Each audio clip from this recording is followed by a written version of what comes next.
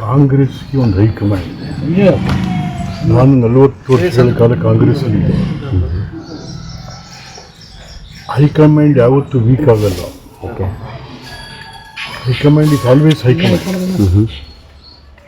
But ಇವತ್ತೇನಾಗಿದೆ, ಹೈಕಮಾಂಡ್ಗೆ ಯಾವ ಗೌರವನೂ ಇಲ್ಲ.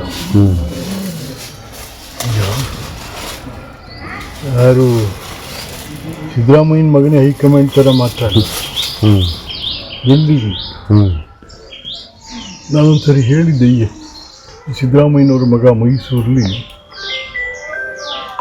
ನಮ್ಮಪ್ಪ ಮಹಾರಾಜರಿಗಿಂತ ಹೆಚ್ಚು ಕೆಲಸ ಮಾಡಿದ್ದಾರೆ ಹೇಳಿದ್ರು. ಎಲ್ಲಾದರೂ ಉಂಟು ಮಹಾರಾಜರಲ್ಲಿ ಇವ ಯಾರು? ಛೇ. ಅದಕ್ಕೆ ನಾನು ಹೇಳಿದ್ದೆ, ರಾಜಕಾರಣದಲ್ಲಿ ಕೆಲವರು HMಗಳಿರ್ತಾರೆ, ಕೆಲವರು PM ಗಳಿರ್ತಾರೆ. HM ಅಂದರೆ ಹುಚ್ಚು ಮುಂಡೇದು ಅಂತ, PM ಅಂದರೆ ಪೆದ್ ಮುಂಡೇದು ಅಂತ. ಅವೆರಡು ಸೇರ್ಕೊಂಡದೆ ಈ ಸಿದ್ದರಾಮಯ್ಯನ ಮಗನಿಗೆ ಅಂತ. ಹಂಗೆ ಎಲ್ಲ ಹುಚ್ಚು ಮುಂಡೆವು ಪೆದ್ ಮುಂಡೆವು ಥರ ಮಾತಾಡ್ತಾರೆ.